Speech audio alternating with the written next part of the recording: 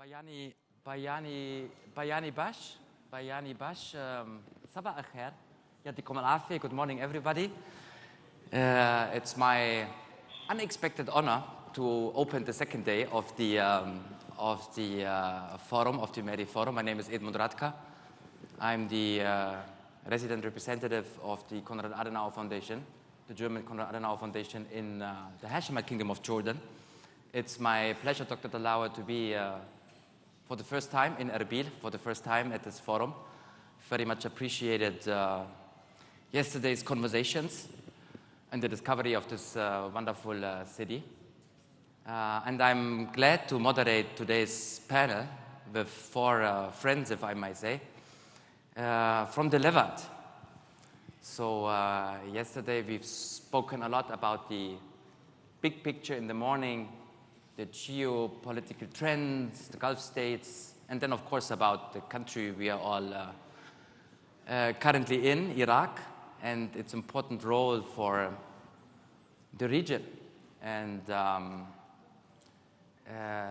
you know, Iraq was called a convener, a centerpiece of stability for the region, but there is still the region around Iraq, and I'm very happy that we have guests from the wider neighborhood, let's say, to talk about the Levant and beyond conflict. I mean, we are living in a horrible moment of conflict, in particular, of course, in Gaza, but the Levant region, the Middle East region is in a moment of transformation that is also characterized by violence, and I think it's our duty as analysts, as thinkers, as policymakers to think, you know, what can we do once this conflict ends, and how can this region, you know, unleash its full potential. So I want to greet the panelists, and I want to start with Mohandas Excellency Saad Al-Masri from the Hashemite Kingdom of Jordan. Saad, I'm very happy that you're here. Jordan is sometimes a bit overlooked. You mentioned it briefly, Dalawa, yesterday when you said it's a country where governance is still a little bit functioning. I can testify to that. I'm living in Amman since 5 years, and but I think it's interesting to see how Jordan is playing into that game. And of course, we have Dr. Makram Ouaiss from Lebanon, Professor of Political Science and Director of the Lebanese Center for Policy Studies, and two friends from Syria, Dr. Ammar Kahf, whom I run into regularly in Amman. I don't know why. But he was, of course, the director of the Omran Center and now very much involved in the transition in Syria, as is Sherwan Yousif, director of the DeFacto platform, in particular trying to mitigate among the different groups within Syria. So I suggest that we start with Jordan. Say, you know, as we said, Jordan is a bit the oasis of stability. You know, it's often called, it's well-organized governance structure, but it's also affected by the regional conflicts. I mean, Iraq used to be, the relationship is a bit, you know, ambiguous, but used to be a trading partner. Then, you know, things changed. Syria was a partner to Jordan, an important one. Then things changed. We have, of course, the Israeli-Palestinian conflict next door. Jordan has been an advocate for regional cooperation since a very long time. But what can it really offer to the idea of Levantine integration as a country who is not as rich in resources as the country we're currently visiting is? Well, thank you very much for actually enabling this session. I believe that the best way is to get out of the box, because of so many challenges are facing us in the world. When you start actually talking about Jordan or Levant and Iraq, you will find out that we have been actually affected adversely by the international anarchy prevailing worldwide. It's part of the tariff wars, part of sanctions that actually devastated the international trading.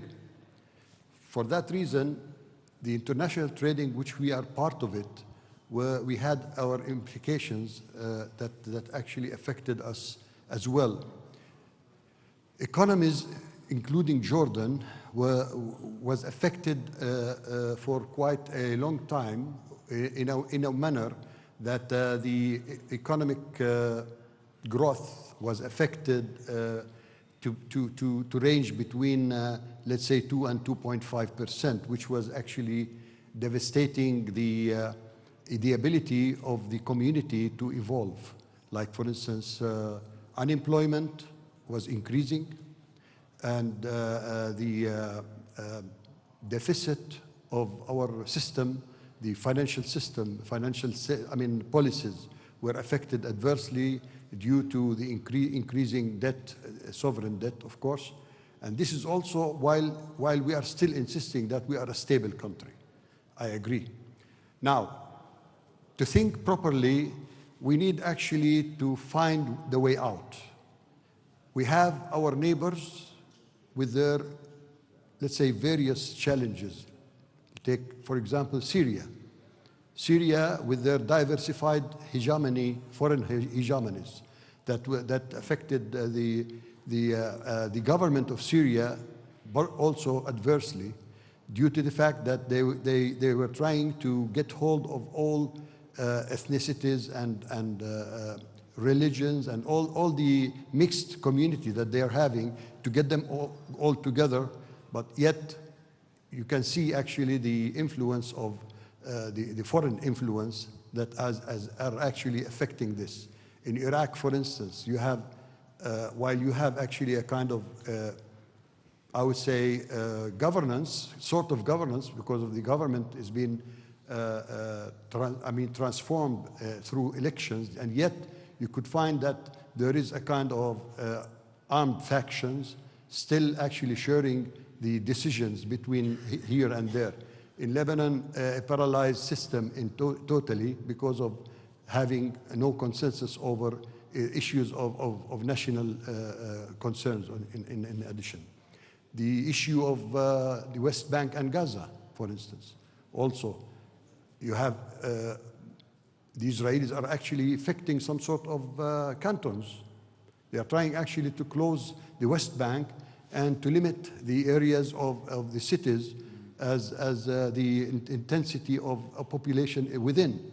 In Gaza, a complete devastation. I cannot actually explain more because you know already what's happening. All this picture that actually I'm trying to deliver here require a kind of different way of, I would say, breakthrough. On the first hand, we have traumatized communities, all over. We need actually to get this done or fixed in a way that the way I see it, the consortium, the Levant and Iraq consortium, which was formed recently in Amman, if you remember when we were in Amman, we declared that this actually has a kind of skeleton that it has an organizational chart along with the terms of reference that can create a hierarchy system that all of these member countries of the Levant and Iraq can utilize it in order to effect the change in terms of open dialogue for reasons of reconciliation. This hierarchy system that was actually announced, I think it was a brilliant idea that it can be a tool to enable first the remedy of our social diseases, I would say, that it can create a kind of reconciliation. That, of course, along with that, you need a kind of dividends for peace, because creating peace means that people, at the end of the day, they need to find that they get rewarded for that. What does that mean? You need actually to move the economies of all these countries that I mentioned, including Iraq, Syria, Jordan, even the Palestinians. We should find actually some Lebanon as well. All these issues cannot be actually tackled individually by each sovereign country. We should start to think collectively to initiate some sort of an initiative before the European Union, for instance, because they can be of great help in this case, to suggest that among the anarchy that I mentioned a while ago, globalization is ailing right now. It's been affected, and the WTO is not really functioning well. So I suggested that the way the Europeans in the aftermath of the Second World War, they initiated the European Union, the current European Union, and it was a kind of economic bloc. Our region as well should survive in a similar way, and they should help us out. In other words, to create another bloc, economic bloc, that would include not only, I'm about to conclude now, not only Levant and Iraq, but also the Arabian Peninsula, to have a kind of a comprehensive market that can actually effect the change economically, so that the people of our region would hear the translation of reconciliation. Thank you. No, thank you very much, Said. And I think, as you mentioned, Europe, I know history doesn't repeat itself, and every region is different. But if you look at European integration, after also a devastating war, where my country was heavily involved, I think things must become very tangible and very concrete for the people. Mr. Janathan spoke yesterday about the post-ideological approach by the Gulf states. And maybe we are in this kind of, where are the big ideologies? Maybe they are dead for now, for better or worse. But I think people are tired of conflicts. We have to give them something. Also, if you want to stop radicalization and polarization and so on. And if you look to Europe, it all started with the European Community for Coal and Steel. That was very concrete, putting industries together that are important for wars, shouldn't be able to be used against each other anymore. And then we had all the small things like visa-free traveling.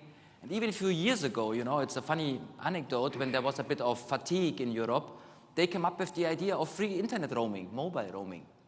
So if I go now to Spain with my German mobile phone, I have free roaming. It makes people feel a difference. And maybe, also the conversation, we can move it a bit to this kind of, what are concrete ideas? And if I speak about concrete ideas, I turn to our Lebanese friend. I don't know why. I think there is a bit for all of us this kind of, we have this image of Lebanon and we admire your creativity. And Beirut, has been a city that has so much given also, not only to the Arab world and the Middle East, but beyond that. And then the financial crisis, the somehow failed revolution attempts in 2019, then we had the war and so on. And the country is struggling with itself.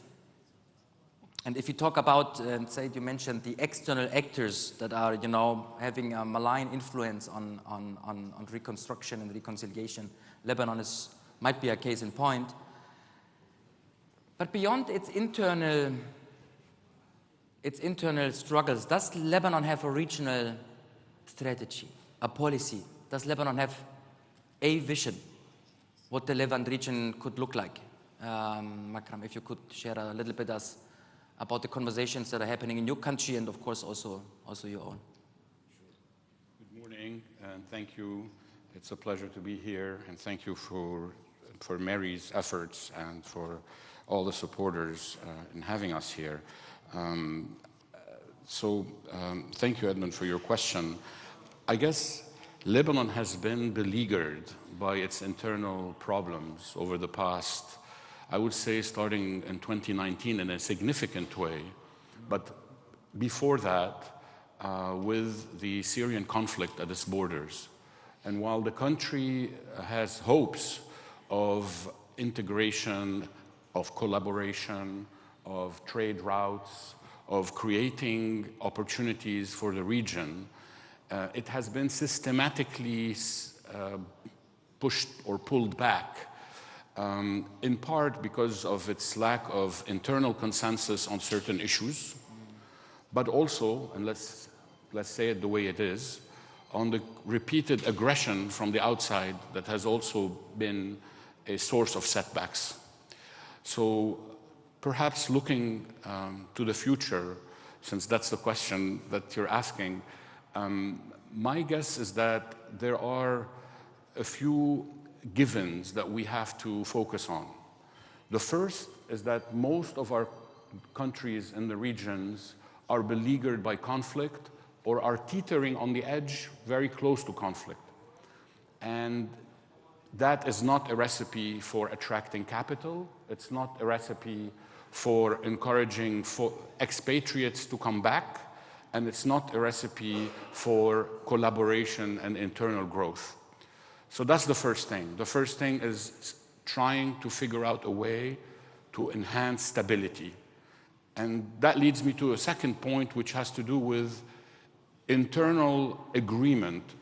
My colleagues, I mentioned a little bit on that, but I think that internal agreement and funding ourselves, not from the outside, funding ourselves mechanisms to enhance internal dialogues, to improve the quality of discussions internally, to strengthen our government and governance systems is essential to do that.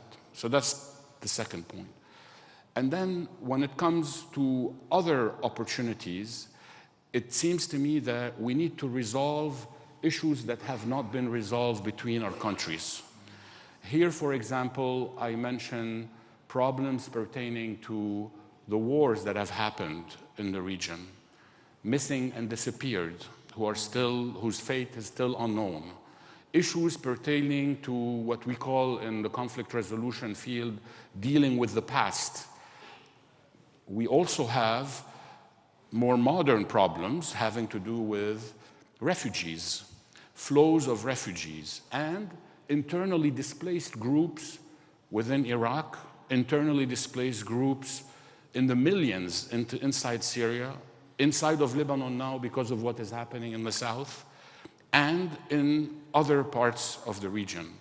But just to give you an example, in Lebanon, for every 4 citizens, we have 1 refugee. 1 in 4. In Jordan, I think it's close to 1 in 14, perhaps. There's still 2 of the highest level of countries receiving refugees. These are very, very weighty and difficult issues. Not to mention the fact that the international community right now is slow at getting support to try and resolve these issues. And I would love to hear my colleagues from Syria's perspective on that.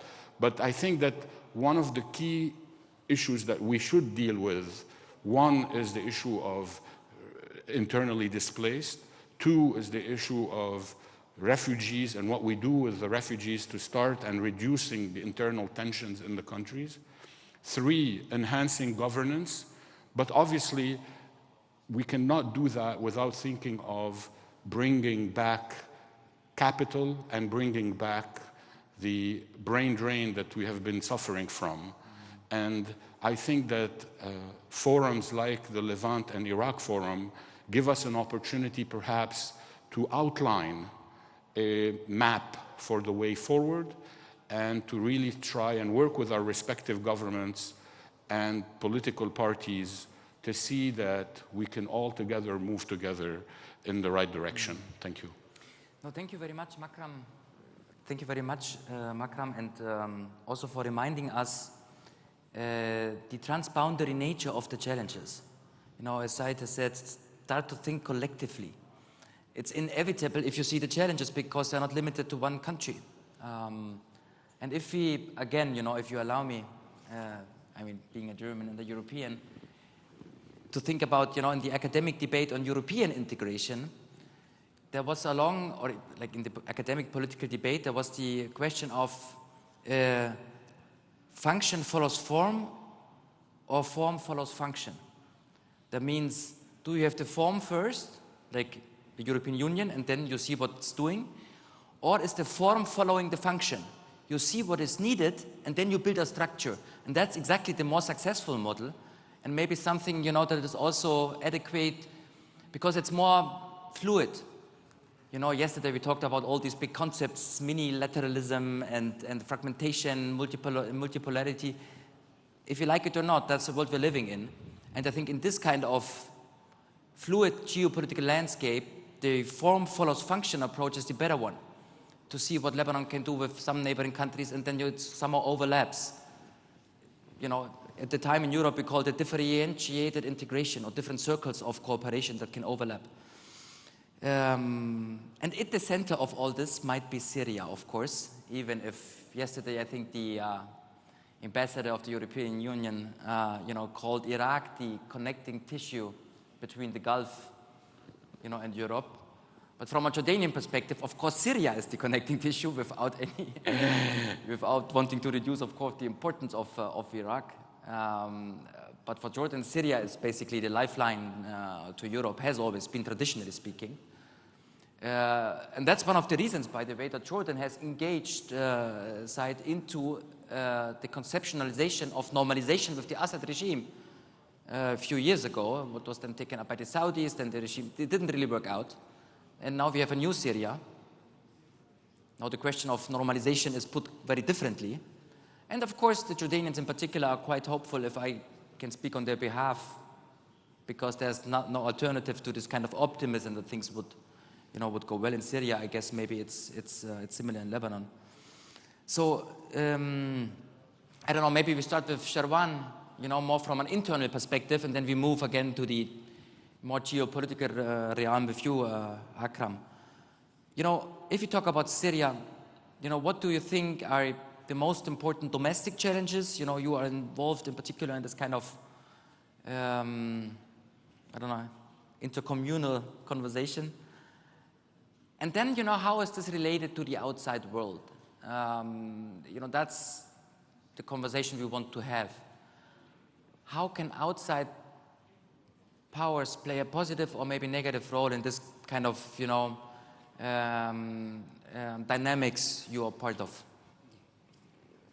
Thank you, Edmund. شكرا دكتور دلاور, شكرا MERI. I will talk in Arabic, please. Your headsets. ما في مشكلة. Okay. Thank you. بعد سقوط النظام صرنا كل يوم عم نتعرض لأسئلة مكررة كتير. لوين رايحين؟ شو بدها الحكومة الحالية؟ شو اللي عم بيصير بالساحل؟ شو اللي عم بيصير بالسويدة؟ انتم الأكراد شو وضعكم؟ خايفين من مجازر ولا لا؟ شو رح يصير؟ عم نخاف، في تطمينات، في خيارات متفائلة، عم بيصير في هيك نقاش. حاليا سوريا عم بتعيش هالحالة، حالة اللا يقين. شو رح تكون هويتها؟ شكل الحوكمة الداخلية فيها شلون رح تكون؟ كل هي حاليا تحديات داخلية، نقاشات داخلية. بس هالنقاش إما طلع بعد سقوط النظام. إذن الإيجابية في الموضوع هو سقط النظام، تغير نمط النقاش، وصرنا عم نحكي عن التغيير. هذا أهم شيء اللي صار، إنه صرنا عم نناقش خياراتنا، عم نناقش شكل الحوكمة الداخلية.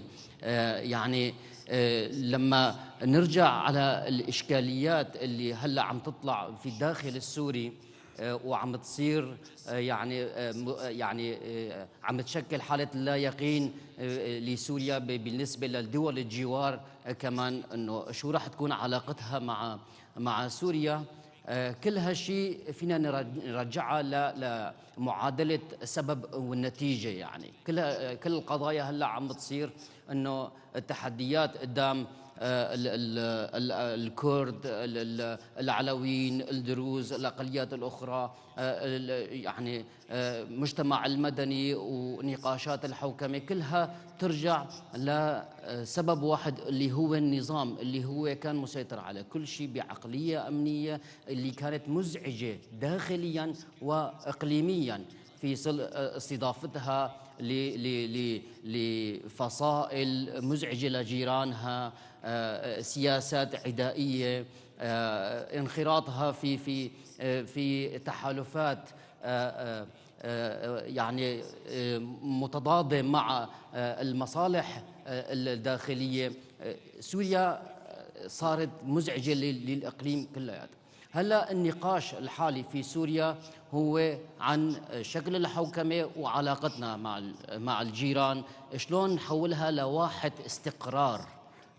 صرنا عم نناقش بديل النظام اللي كان مزعج محليا واقليميا، شلون نحول سوريا لواحد استقرار. يمكن الاردن ولبنان اللي كانوا اكثر متضررين من ناحيه الفصائل الموجوده، يعني محور فينا نقول المقاومه اللي كان عابر للحدود بين لبنان وسوريا، وكمان الاردن عانت كثير من موضوع البنتاغون، يعني الكابتاغون مو البنتاغون، الكابتاغون. البنتاغون عنا بالمنطقه نورث ايست.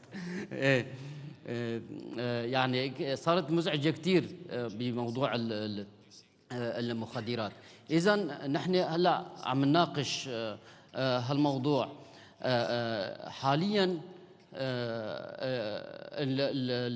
الانفتاح الدولي على الحكومة المؤقتة هي فرصة كثير كبيرة لعودة سوريا إلى مكانها الطبيعي الإقليمي والدولي، تكون واحد استقرار للجميع. ولكن هالشيء كثير مرتبط بالحوكمة الداخلية. لازم نفهم ونقيم الانفتاح الدولي قدام سوريا على أنه هو تشجيع وفرصة لها لتثبت حالها، شلون تكون مكان استقرار إقليمي وما تكون مزعجة. هالشيء لازم نعالجها عن طريق الحوكمة الداخلية، عن طريق التشاركية بين جميع المكونات، ويكون يعني حالة تشاركية في صنع القرارات، ما تكون مركزية ديكتاتورية مثل النظام السابق. يعني نناقش الخيارات المحلية مع بعض ونعطي صورة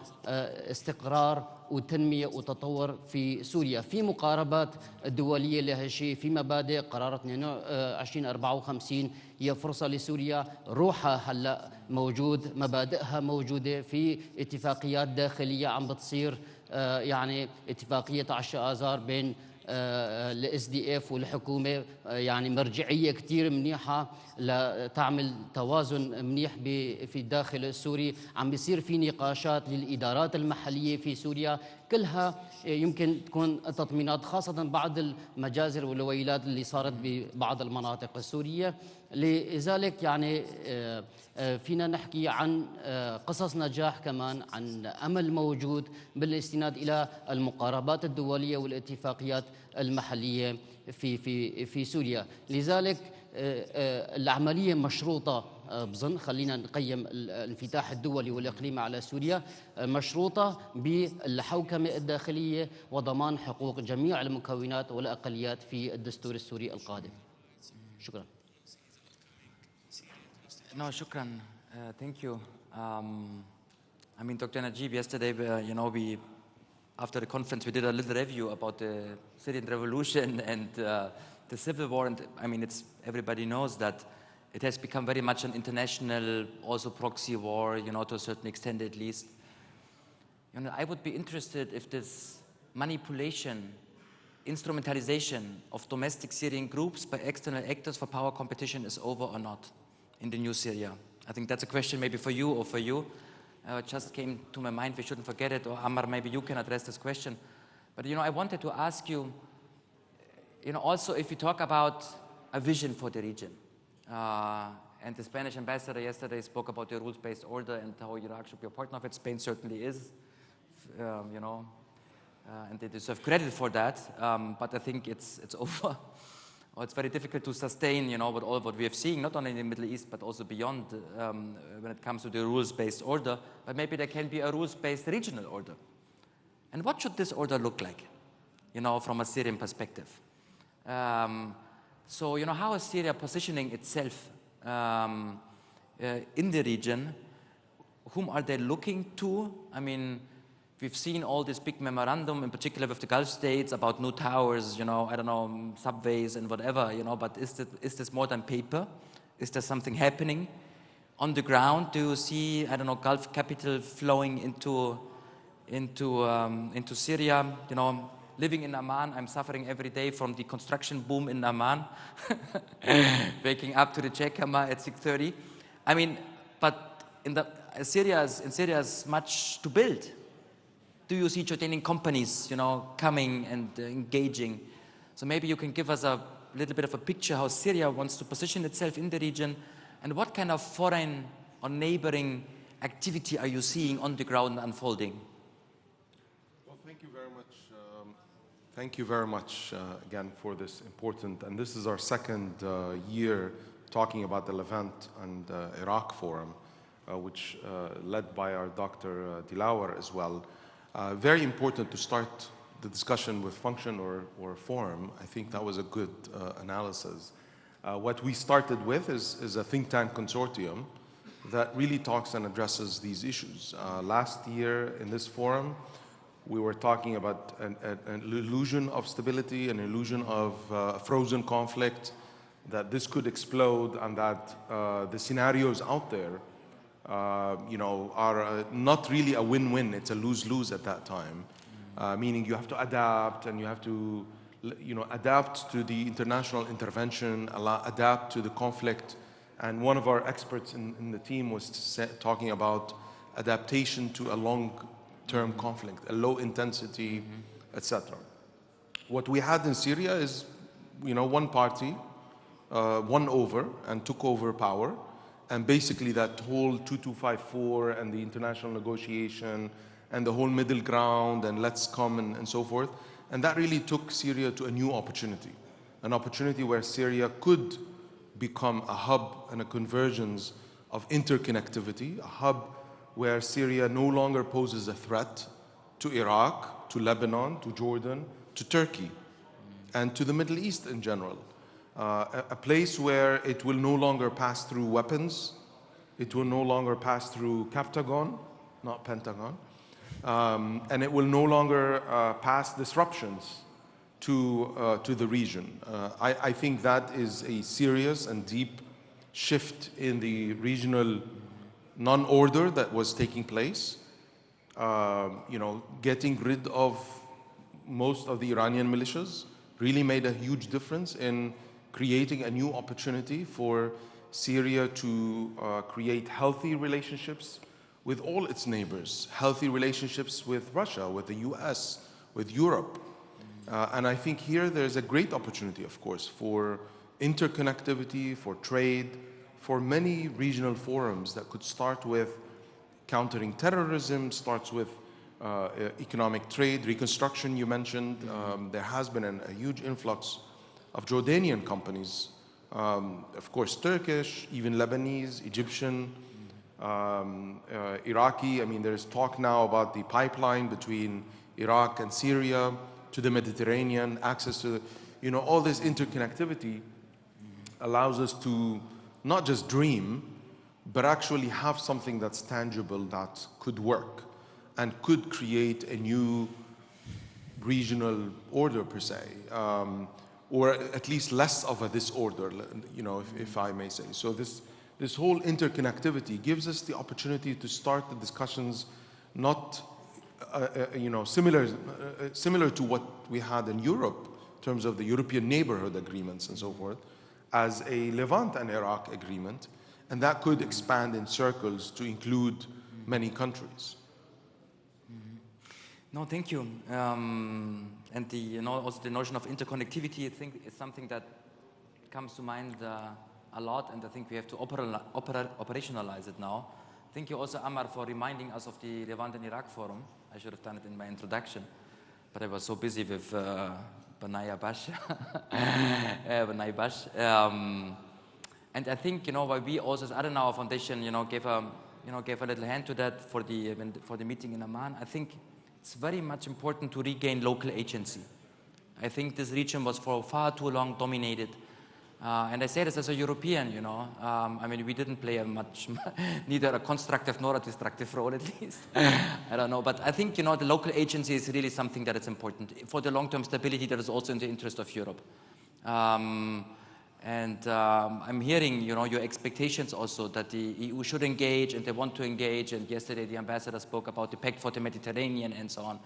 The problem is always, I think money and political will is there. The problem is how to do it, that it has a local effect. And maybe before we open up to the audience,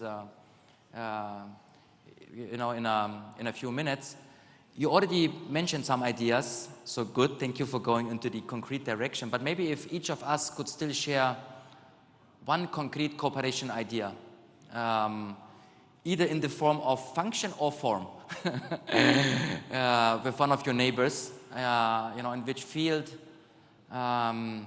maybe we start without restricting your answer, Your Excellency Al-Masri. You have been Minister of Agriculture, so that could be a field of cooperation. I don't know. What's a very concrete cooperation idea you would put forward where Jordan is involved with its Levantine neighbors? If you could wish for one. Well, first of all, you need actually to build the proper environment for investments. The current situation would never actually enable investments to go inside in a proper way. My idea actually is to combine both reconciliation through dialogue within the area, because we need to rehabilitate the people to let them accept the idea that there is a new era coming. Secondly, along with that, we were unable actually to unite around one idea, including the ideas that has actually common interest, the economy. That's why I suggested the idea of creating a market, a huge market, that I would invite the European Union, and we discussed that maybe several times about it. And I already discussed that with the EU, that they should they should create the interest between the EU and the member countries of the Levant, Iraq, and the Arabian Peninsula, not the GCC only, Arabian Peninsula, to have actually this kind of huge market. This huge market, the only catalyst will be actually the EU that can actually give more incentives. We actually exchange views about the mechanism of doing this. In doing so, along with the intervention of the consortium through the arms of local think tanks, along with the NGOs and the local governance, for instance. This can help actually the central governments to start launching or improving the environment itself, and getting people to get together and to be ready for the peace dividends that I mentioned. All this will take time, of course, but you need actually to start this one step of 1,000 steps. Yeah. You should start it. No, thank you.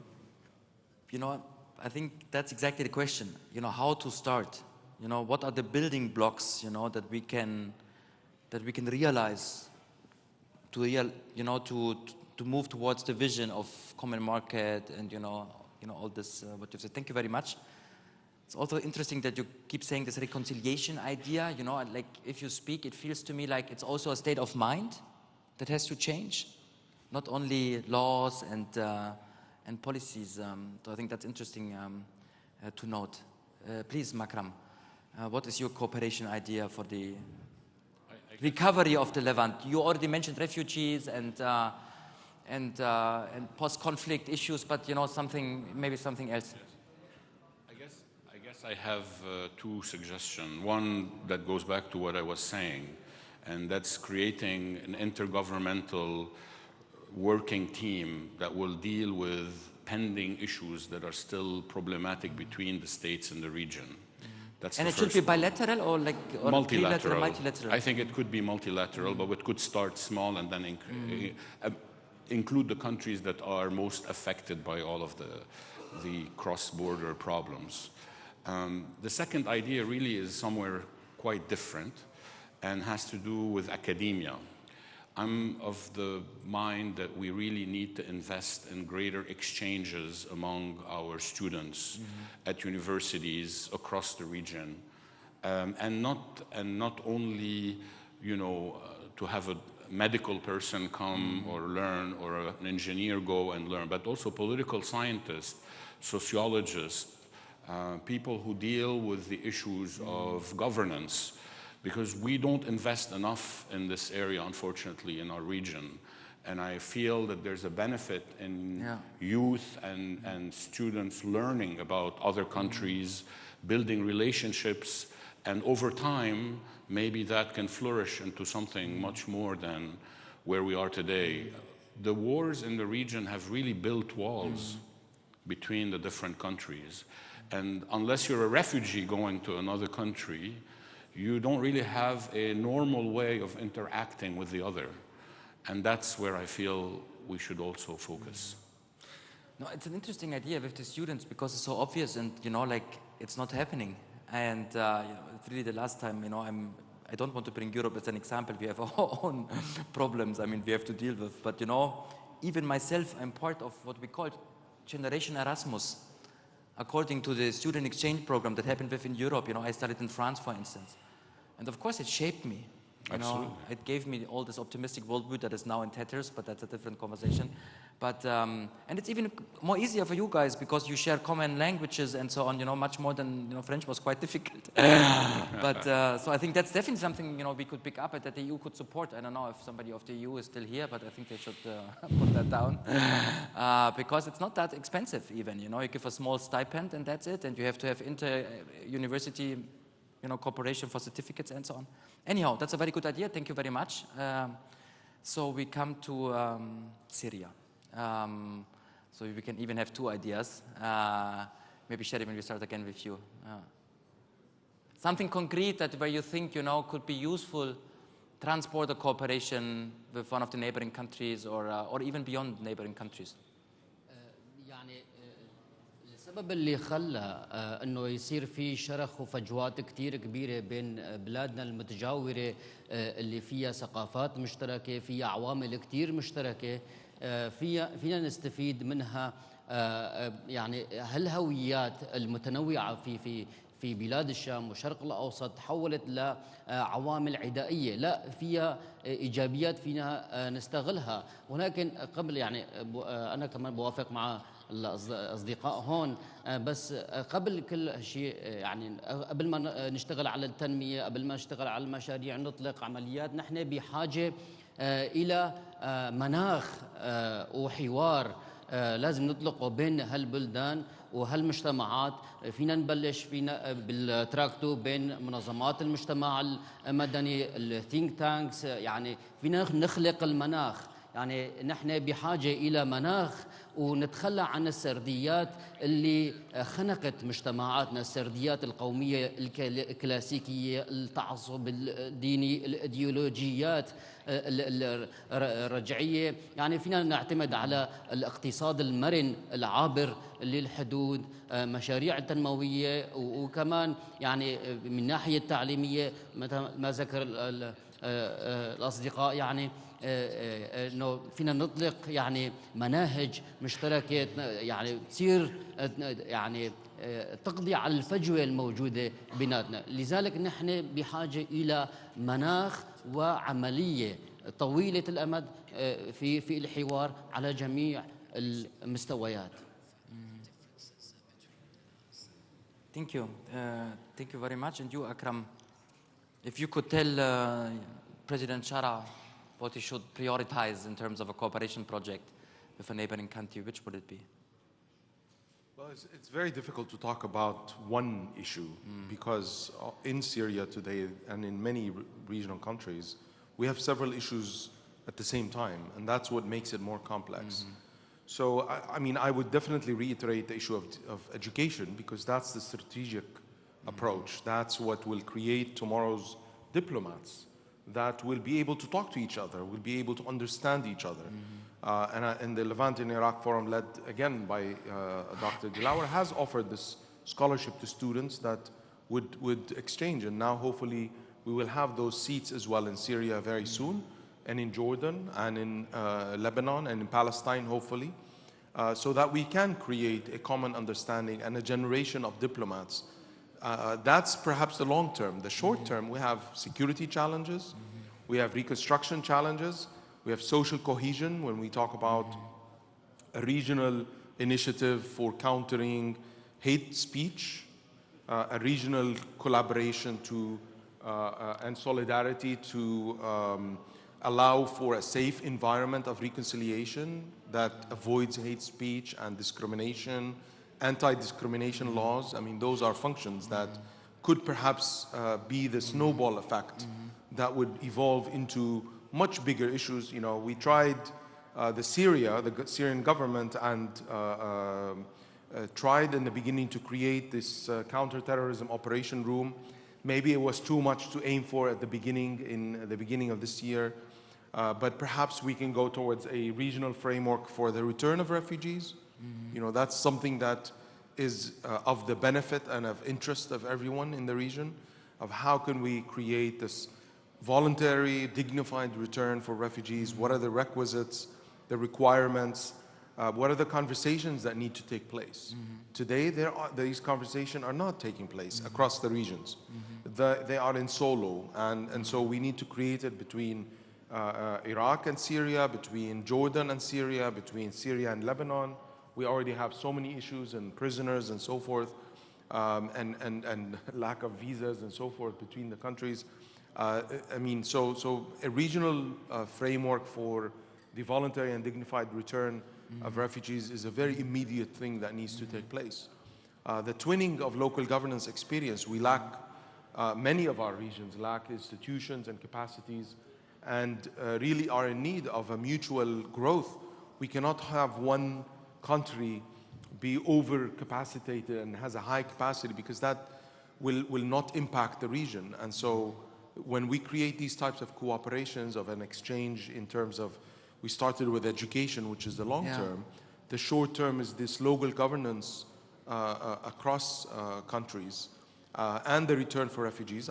You know, this is a multi-layered approach that perhaps different people could be working on it in different directions. No, thank you. I mean, this is lots of very concrete ideas. I mean, twinning local governance. Yeah, but you know, as we said yesterday, maybe the security situation has to stabilize before. I mean, you're still in war with one of your neighbors is there's still armed conflicts. I mean, going on somehow. But I mean, perhaps those will create a security discussion. I mean, is it the chicken or the egg? Do you start with this or that? I think we don't have a choice but to go at the same time in parallel, in all directions, and hoping that one layer will have an impact on the other layers. Thank you, very good. Thank you very much. So it's we would likely, you know, we would like to receive questions or comments on the audience. I think there will be another panel on Syria, but in particular, it's the occasion to ask more about Jordan and Lebanon, as we have our speakers on the panel. So please, if there is any input that you would share. You also can share an idea about a cooperation idea you might have for the Levant. Yes, please, the gentleman and the second one.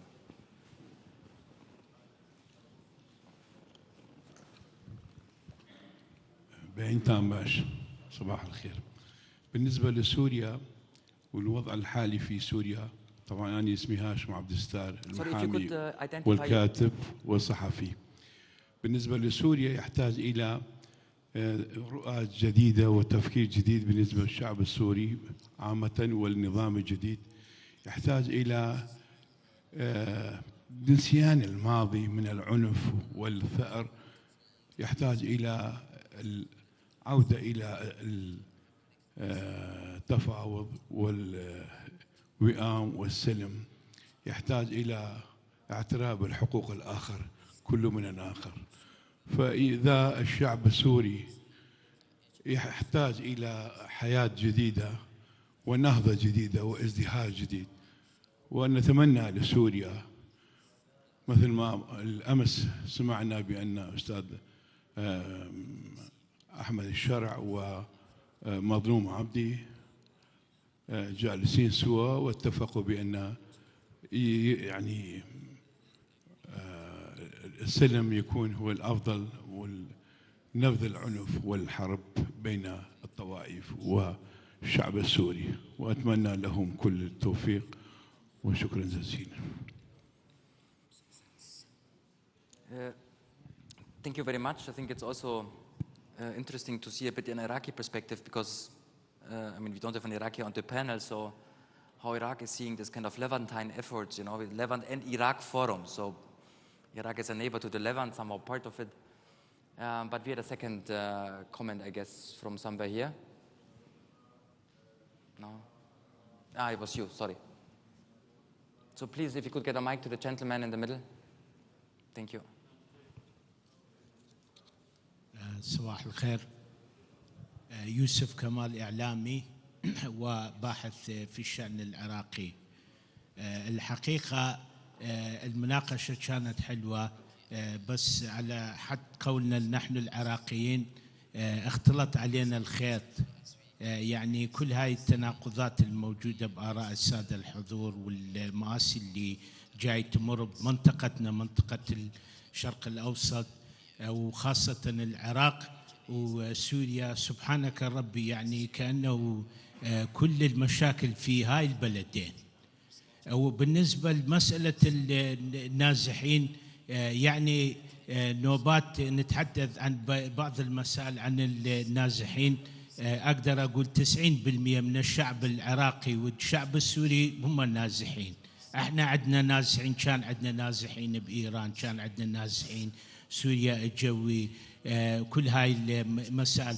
حتى من الناحية الاجتماعية اختلط علينا عائلة مثلي، نحن عائلة صار لنا 300 سنة عايشين بقلعة أربيل، بس صدقونا يعني الأوقات اللي نتحدث به 13 لغة بسبب النزوح وبسبب السياسات وعملنا في السلك السياسي.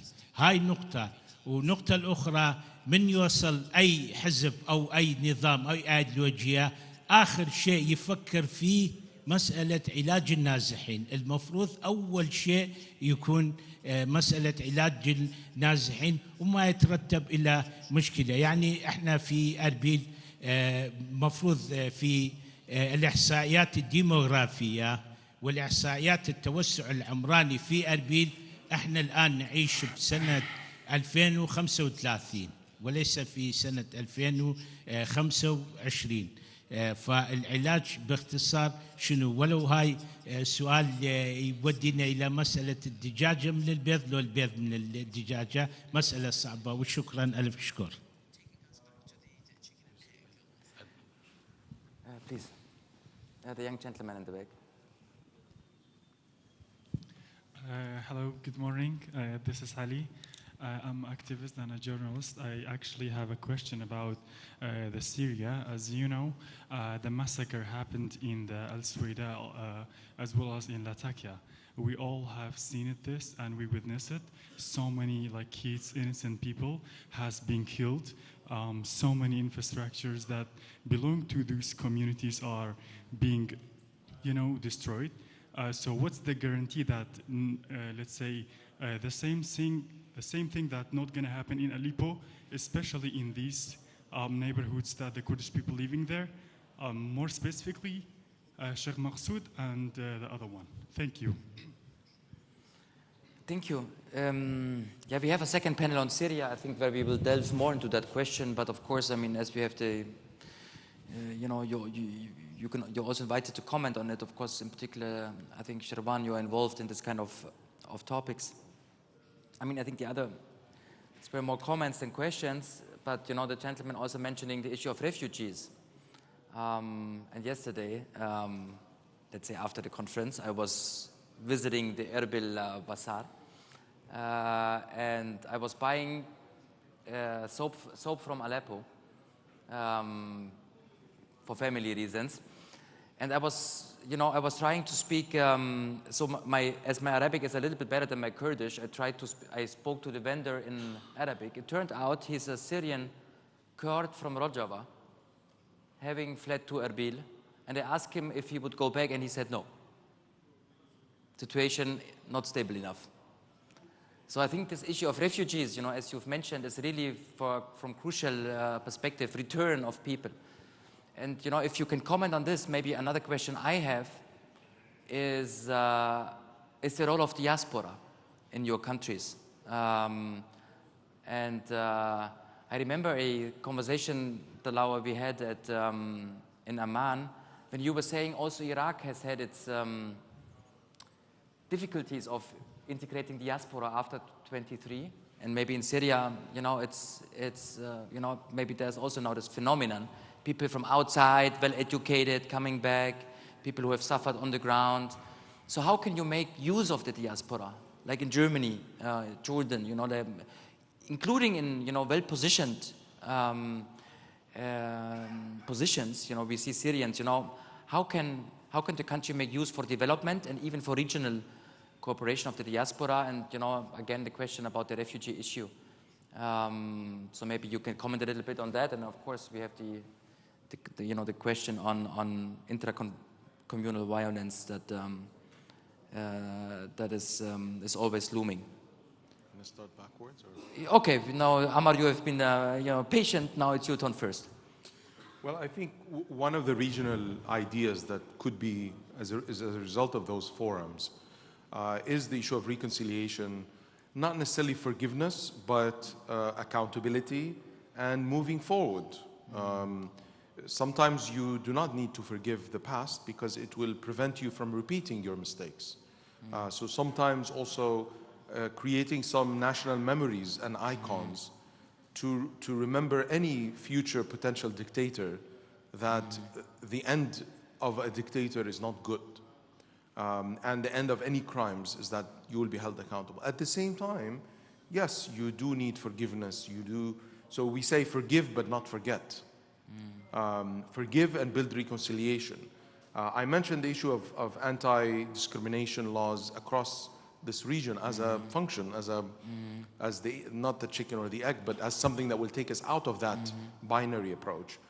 Because it's very sensitive. Our populations in the region are very emotional, very much driven by social media, and unfortunately, and perhaps we need a positive approach to social media so that the good can prevail and the good messages of our religious leaders, our communal leaders, our political leaders can all sing the same song. And actually songs are also a good way of cross-regional messages that could potentially calm down these fears. And you say something in Sayyidah Zainab in Damascus, it rings across the Middle East. And so, and the opposite way, same thing. And so I think it's very important to be extra sensitive to those things. Yesterday or the day before, we had some clashes in Sheikh Maqsood in Aleppo. I mean, I'm glad that things are now doing much better because of a leadership that said, stop, we're not going to let this hate prevail. And blood, no one wants any bloodshed anymore in Syria or the region.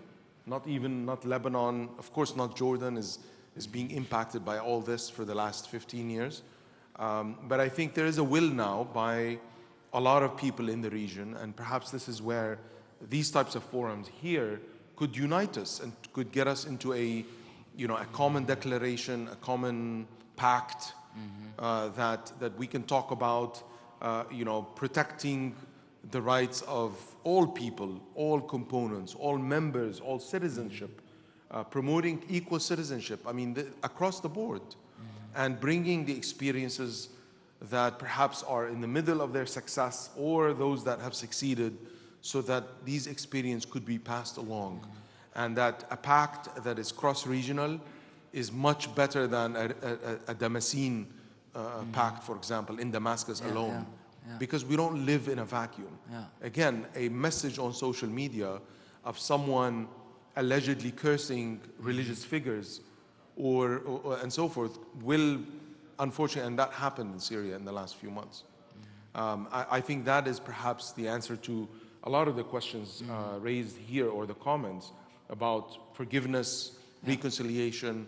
That's not a separate Syrian process. That is a process that is interlinked with the region, and we have a lot of grievances dating back to the mandate, to the Ottomans, to whatever, but we have a very common future as well. And I think there's a great opportunity, again, out of these forums, so that we can really reach a pact or a minimum shared and common interest, so that we can say Syria is becoming a convergence of a mutual overlapping interest for all. Thank you. Makram, Vico. Thank you very much. I'll talk a little bit about the diaspora, because it's something that is very prominent in the case of Lebanon, and also a little bit about internally displaced. For those of you who have been following Lebanon, our GDP has been cut by almost half as a result of the economic crisis that came to a head in 2019. The diaspora today in Lebanon provides almost a third of the GDP amount in remittances.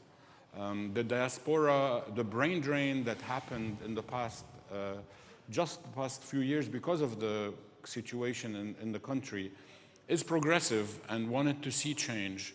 And unfortunately, losing that energy and that brain trust is a big loss for the country. Having said that, I think in the case of Syria, like in the case of Lebanon, I think there are a lot of very, very talented and capable people who would love to come back and invest in the country, but the conditions are not ripe, unfortunately, for that. And we've seen it in Lebanon. The diaspora says we'll stay and we'll help from afar if we cannot come back and put our money in the country. And this is the problem, really. This is the problem. So the aid remains just limited, and it's not a full investment. Lebanon in 2006 had many people coming back, and because of the conflict, many had to leave again. And many said, we'll not come back anytime soon. And obviously, the conflict of the past year has been another. So with regard to internally displaced, and I thank Mr. Kamal for asking this question, I think that it's a very important issue that is tied to internal reconciliation. People don't go back, unless it is because of economic reasons, but people don't go back if they are afraid. And people often in government don't facilitate the return if there is no reconciliation. And I think reconciliation is an integral part to people who are displaced going back to where they lived. In Lebanon, we have that problem.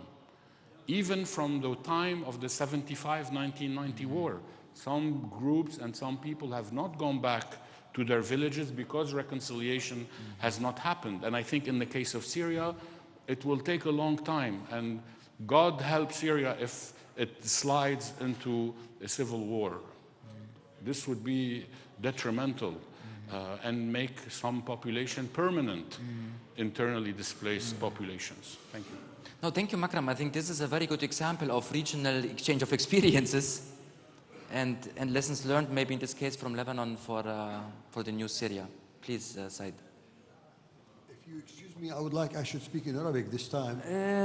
لو سمحت, it's a good exercise for me. Okay. If you have translation, thank you. It's going to be a kind of bullet points. All right? الحقيقة أنه إحنا عندنا أزمة حاليا في المنطقة ككل. يعني منطقتنا بما فيها الدولة اللي أنا أنتمي لها اللي هي المملكة الأردنية الهاشمية، دولة مستقرة ولكن تعاني معاناة شديدة. أريد أن أبين لكم لحضراتكم أن موضوع التغييرات الديموغرافية التي تحصل نتيجة النزوح أو اللجوء غالبا سيكون لها آثار سيئة بسبب الواقع الاقتصادي للدول المنطقة كلها تعيش أزمات اقتصادية متتالية، وهذه الأزمات الاقتصادية عندما يعني يعقبها عملية نزوح أو لجوء تفاقم العلاقات بين الإخوة أو حتى الجيران، لأنه بيأثر على التوازن الديموغرافي في داخل البلاد. نحن على سبيل المثال المملكة الأردنية الهاشمية لدينا الآن موقف وطني واحد، الأردنيين من كافة أصولهم ومنابتهم لديهم موقف واحد: لن يسمح لإسرائيل أن تقوم بعملية تهجير سكان الضفة الغربية إلى أي مكان بما فيها الأردن، لن يسمح.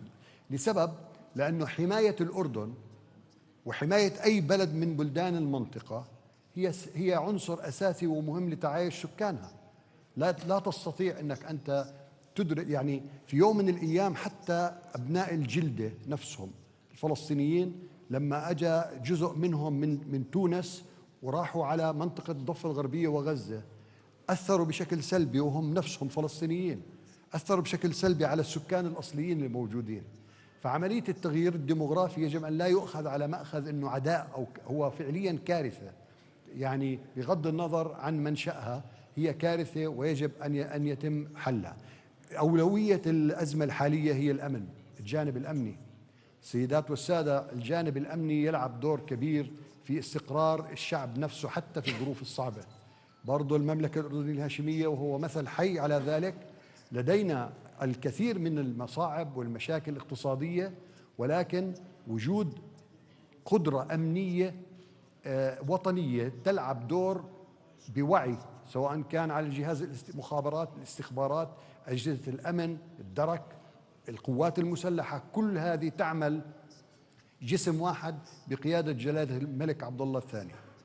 هذه العملية يجب أن يتم تطبيقها على كل دول المنطقة، لبنان، سوريا والعراق بالدرجة الرئيسية، وإن شاء الله طبعا يكتب لمنطقة الضفة الغربية وغزة يكتب لها استقرار حتى تكتمل الصورة ونبدأ نفكر معا في مستقبل قادم. لأنه التفكير يعني يجب أن يبدأ الآن، ونفترض بأنه ممكن يكون تيجي ظروف أنسب اللي نعمل معا من أجل إعادة بناء المنطقة وبناء أو إعادة تأهيل الشعوب اللي تأثرت بصدمات خلال حروب عبر سنوات طويلة. فأتمنى أن يكون لدينا إيمان بنفسنا مثل ما نحن نؤمن بالرب، بأنه هناك مستقبل لأبنائنا لأحفادنا، ويجب أن لا نفقد هذا الأمل. شكرا. يعني كنا نتمنى أنه مجيء السوريين إلى العراق أو إلى سوريا أو إلى لبنان يكون بغرض السياحة والترفيه وتبادل الخبرات والثقافات. مع الأسف يعني وأكثر من أنه يكون البحث عن مورد مالي، صاير البحث عن مكان آمن فقط أنه يعيش فيه من خطر المجازر، من خطر الويلات اللي عم بتصير في داخل يعني العراق كمان. يمكن في مرحلة ما كان هيك يعني، والبحث فقط عن مكان آمن. إذا مثل ما قلنا يعني خطر المجازر في الشيخ مقصود وغيرها في كل الأماكن لساته قائم مع الأسف. يعني طالما ما في رؤية واضحة للحوكمة المحلية، وهالشيء رح يكون مزعج للجيران مثل ما أشرنا، لأنه العملية كتير مشروطة بين العلاقات الخارجية، الانفتاح والوضع الداخلي. لذلك لابد من إيجاد شكل مناسب لتنمية المحليات، لكي مثلا التنمية لازم ما تكون بالشام، في ضياع الشام كمان، لازم ما تكون في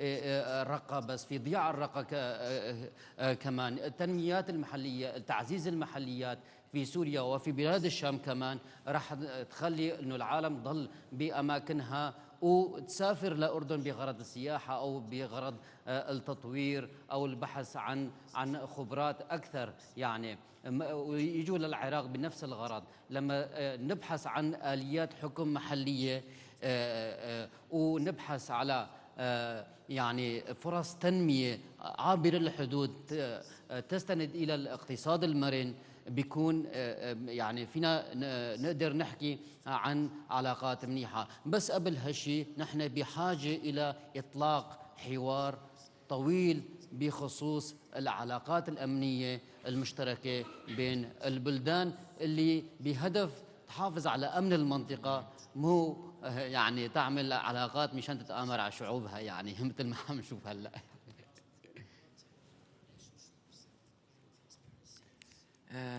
Thank you very much. We have a few minutes before the panel closes, so if there's one more question or comment from the esteemed audience. Otherwise, I have one last question. I mean, this was a very forward-looking and inspiring conversation, but if we think about, drivers of Levantine cooperation, we talked about the functions, the challenges that are transboundary in nature, so they, should initiate this kind of cooperation. But there are also the actors.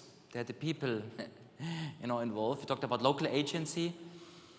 But, whom do you think, who are if we try to make a geopolitical map, I mean, spoilers and conveners, to speak about, the Iraq as convener was mentioned yesterday. Who can be the convener of this Levantine cooperation? Who is maybe, who maybe is a spoiler? I mean, if you don't want to mention spoilers, that's also okay. This is on live. But, and I'm also thinking, of course, you've mentioned several times the EU, European Union, as a potential facilitator of cooperation. If you look beyond the region, whom do you think could really help giving a push? And whom should we rather contain and not messing up, in this topic? Not everybody does have to answer, but whoever wants to is invited to. I'm looking at you because you're sitting close to me. But of course, if you can see, whom do you consider maybe the ideal convener?